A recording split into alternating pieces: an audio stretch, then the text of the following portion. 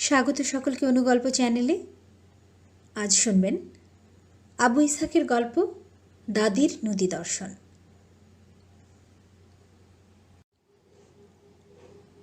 নদী যে দেশের শিরা উপশিরা, সে দেশের অনেক মানুষ নদী দেখেনি। কথাটা শুনতে যেন কেমন লাগে। আজব শোনালেও এ কথার ভেতর এতটুকু বাড়াবাড়ি নেই। অনেকের কথা বাদ দিলেও একজন সম্বন্ধে এ কথা জোর দিয়েই বলা চলে। ইনি রাজাপুরের মীর হাভেলির মৌলভী দাদি। 60 বছরের উপরে বয়স। তিনি নদী দেখেননি, অথচ এই বাড়িরই ছেলে কামাল 7 সমুদ্র 13 নদী পাড়ি দিয়ে এসেছে। দাদির নদী না দেখার কারণ আছে বই কি। 6 হাত উঁচু দেয়াল ঘেরা এই মীর হাভেলি তার বাপের বাড়ি ও শ্বশুর বাড়ি। তাই কৈশোরের পর থেকে এ দেয়ালের বাইরে যেতে হয়নি কোনো দিন। মীর হাভেলিতে মৌলভী দাদি বলে একজন আছেন, এইটুকুই বাইরের লোক জানে। তারা কেউ তাকে কখনো চোখে দেখেনি। দেখবে কেমন করে? গত 50 বছরের মধ্যে তিনি ভুলেও একবার বাড়ির বৈঠকখানায় ঢোকেননি। এ বাড়িতে যারা বউ হয়ে এসেছে, পর্দার কড়াকড়িতে তাদের শ্বাসরোধ হওয়ার জোগাড়। দাদির চোখ রাঙানির ভয়ে মীর খানদানের পর্দার মর্যাদা এতটুকু ক্ষুণ্ণ করতে সাহস হয়নি কারো। দাদির পর্দা নিষ্ঠার অনেক কাহিনী উপমা হিসেবে মোল্লা মৌলভীরা তাদের ওয়াজে বয়ান করে থাকেন। গায়ের লোক এসব কাহিনী শ্রদ্ধার সঙ্গে স্মরণ করে। একদিনের ঘটনা, দাদি চুল আঁচড়াচ্ছিলেন। সেটা দাদির কাঁচা চুলের যুগ। বিয়ে তখনও হয়নি। চুল আঁচড়াতে আঁচড়াতে খালি মাথায় তিনি সিঁড়িতে গিয়ে দাঁড়িয়েছিলেন। তার চাচাতো ভাই মীর আদিল ওই অবস্থায় তাকে দেখে ফেলেছিলেন। জানতে পেরে দাদি মাথা ন্যাড়া করে ফেললেন তক্ষুনি। পরপুরুষের দেখা চুল রাখতে নেই, রাখলে প্রত্যেকটা চুল সাপ হয়ে কামড়াবে হাসরের দিন। মীর আদিলও ছিলেন একগুঁয়ে লোক। শুনে তার রোখ চেপে গেল। তিনি প্রতিজ্ঞা করলেন, বিয়ে ওকে করা চাই চাই।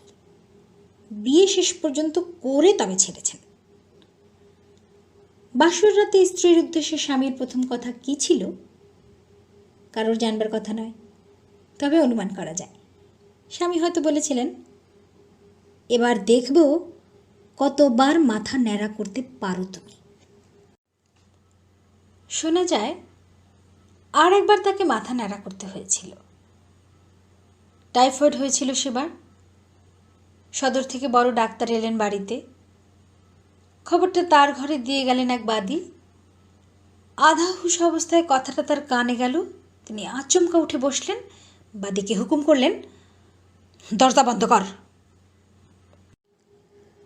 বাধ্য হয়ে ডাক্তারকে ফেরত দিতে হলো। তারপর এলেন মেয়ে ডাক্তার। পরীক্ষা করে তিনি রোগ নির্ণয় করলেন। কিন্তু বিপদ এবার আরও ঘোরালো হয়ে উঠল। দাদি ডাক্তারি ওষুধ খান না। ওতে কি না কি আছে বলা তো আর যায় না। হারাম জিনিস ছাড়া নাকি ওষুধই হয় না। তাকে অনেক বোঝানো হলো।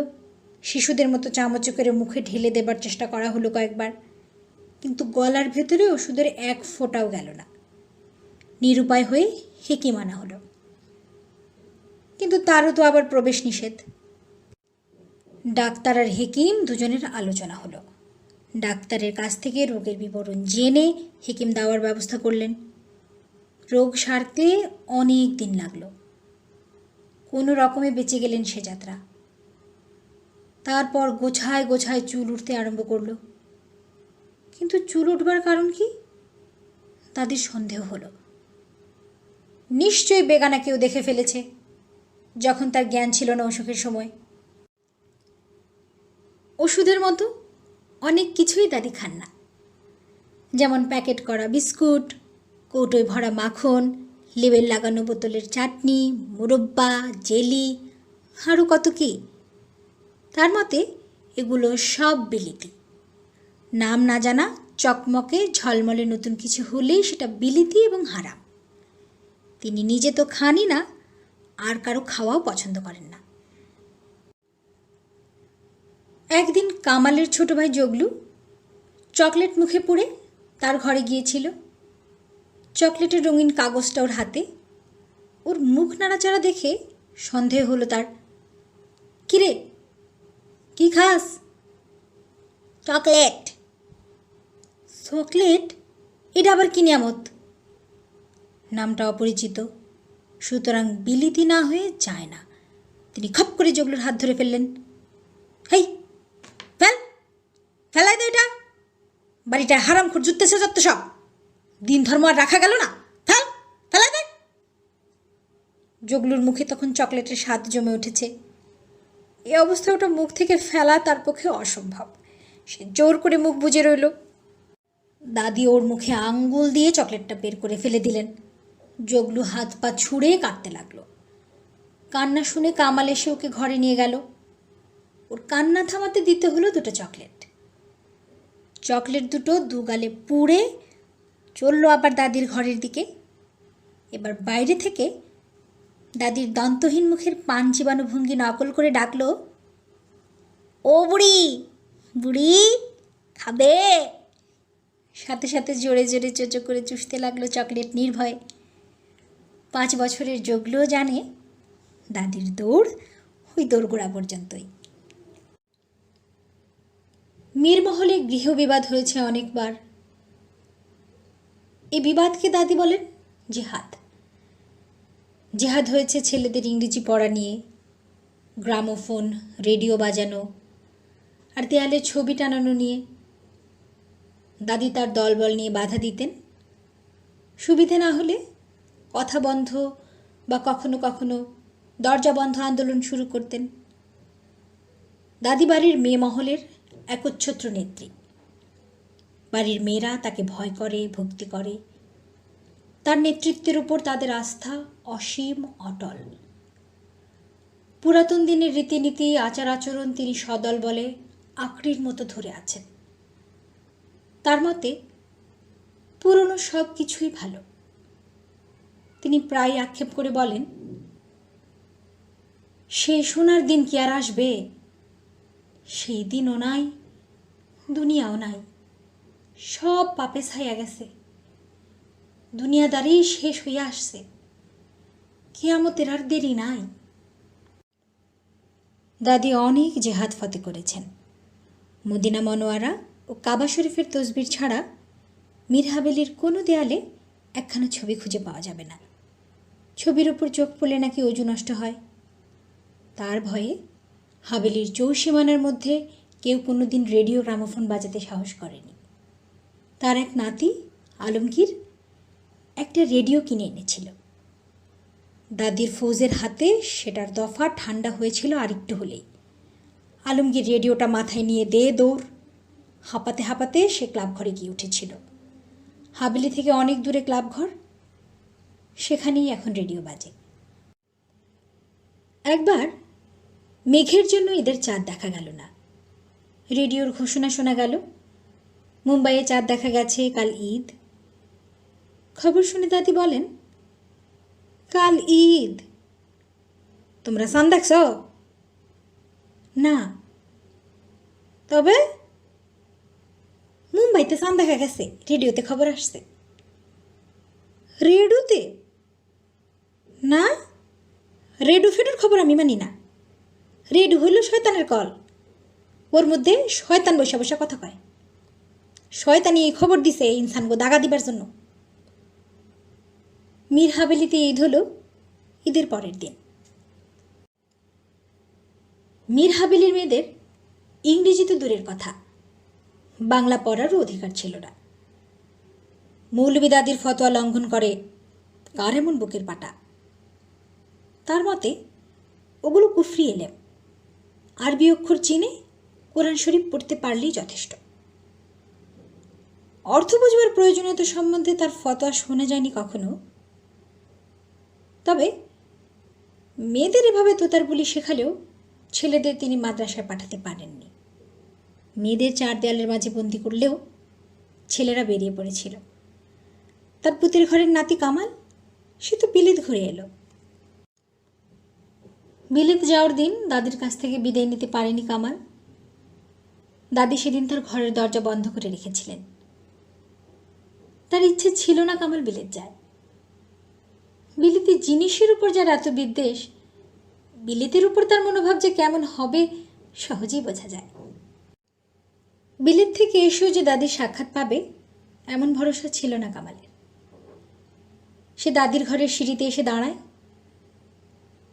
সম্মুখে বাদিকে পেয়ে বলে, মধুর মা, দাদিকে বলো গে তার সাথে দেখা করতে চাই।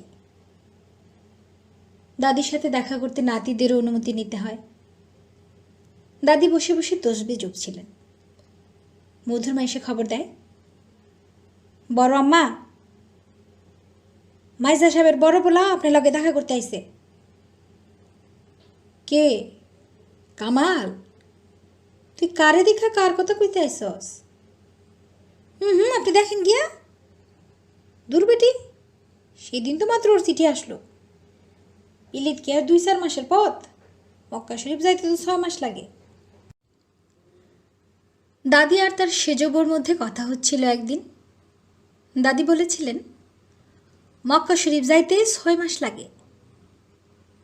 সেজবউ বলেছিলেন, আমার বাবা আম গাছে বোল দেখে মক্কা শরীফ যাত্রা করেছিলেন, আবার হজ করে এসে বসিকে খেয়েছেন। দাদি বলেছিলেন, বিশ্বাস করি না, তোমার বাবা বৈশাখী খাওয়ানোর লেগা আদাপথের থেকে ফিরে আসছিলেন। মধুর মা তাগিদ দেয়, তারে আসতে কইম বড় আম্মা? না, আগে নাম জিগায় আয়। মধুর মা নাম জিজ্ঞেস করে আসে। শুনে আশ্চর্য হন দাদি। তিনি তসবিহ হাতে দাঁড়ান। দরজা বন্ধ করতে এগিয়ে গিয়েছিলেন, কিন্তু দেখেন পাজামা শেরওয়ানি পরে টুপি মাথায় দিয়ে দাঁড়িয়ে আছে কামাল। তার স্বামী মীর আদিল এ পোশাক পরেই চলাফেরা করতেন। দরজা আর বন্ধ হলো না। তিনি এগিয়ে গিয়ে ডাকলেন, কামাল, আয়, ঘরে আয়। ঘরে ঢুকতেই দাদি বললেন, কি রে, এক কাজে মেম সাপ কই? আমি তো ভাবছিলাম। নতজানু হয়ে কদমবুসি করায় তার কথায় বাধা পড়ে। থাক থাক, লাগবো না আর, বাচ্চা থাক, খোদার বাসায় রাহুক। তার ঘরে গিয়ে বসে কামাল। তার আম্মা, চাচি আম্মা আরও অনেকে এলেন। দাদি বলেন, এত তাড়াতাড়ি কেমনে আসলি? এই তো মাত্র 6-7 দিন আগে তোর চিঠি শুনালো তোর আব্বাজান।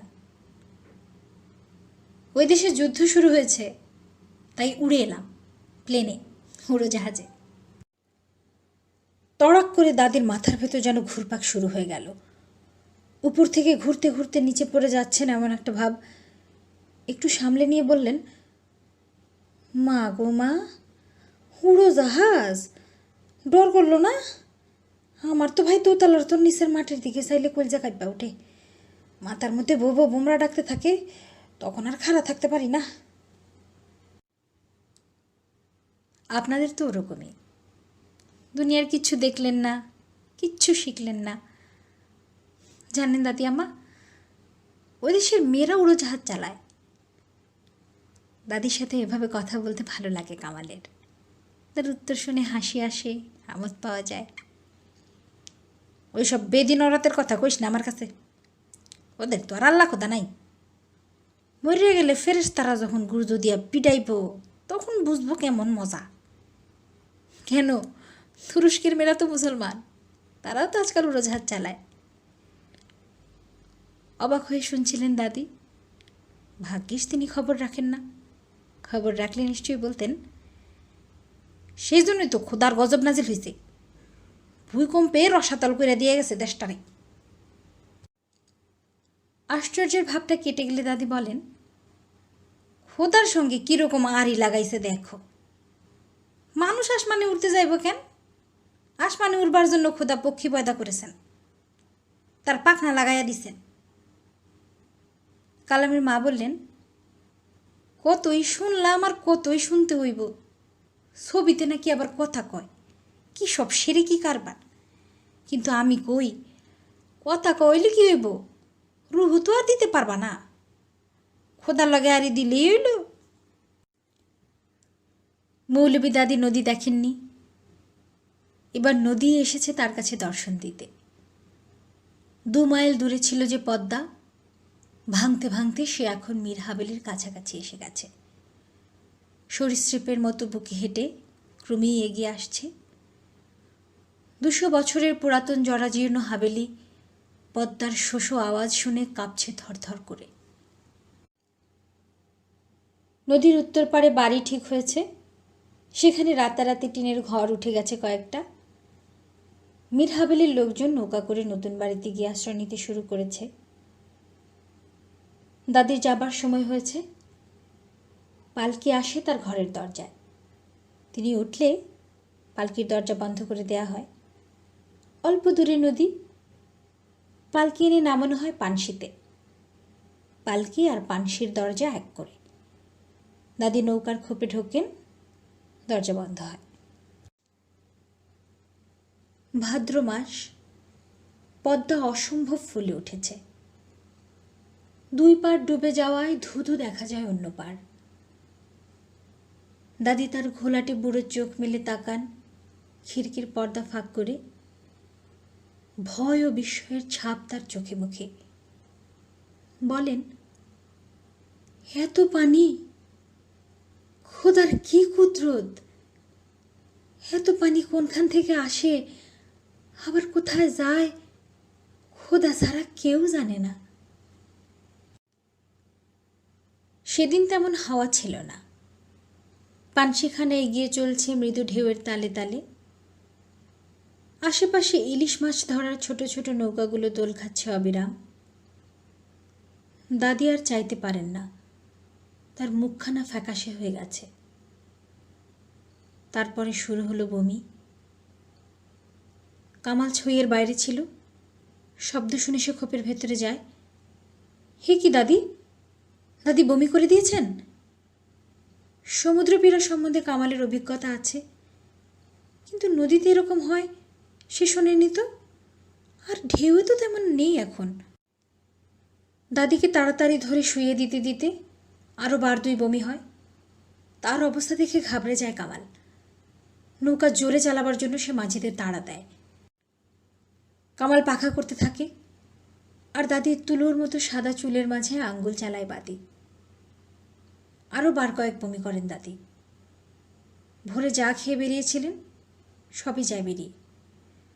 অচিবানো আস্ত ভাতগুলো বিছানায় পড়ে ঘিন ঘিন করতে থাকে। ওপারের ঘাটে পানশি ভেড়ে কোনো রকমে তাকে পালকিতে তুলে নতুন বাড়িতে নিয়ে যাওয়া হয়। ধরাধরি করে যখন তাকে বিছানায় শুয়ে দেওয়া হয়, তখন তার হুঁশ নেই। দাদির নদী দর্শন এখানেই শেষ হয়। কিন্তু এই নদী দর্শনই কাল হয় তার। ওই দিনই আছরের নামাজের পর দাদি ইন্তেকাল করেন। সকলকে অসংখ্য ধন্যবাদ। গল্প ভালো লাগলে লাইক কমেন্ট করতে ভুলবেন না। আপনাদের কোনো মূল্যবান মতামত, কোনো পছন্দের গল্পের সাজেশন থাকলে সেটাও জানাতে ভুলবেন না। আমাদের পরবর্তী গল্প পাওয়ার জন্য চ্যানেলটি সাবস্ক্রাইব করে বেল বাটনে ক্লিক করুন। ভালো থাকবেন সবাই।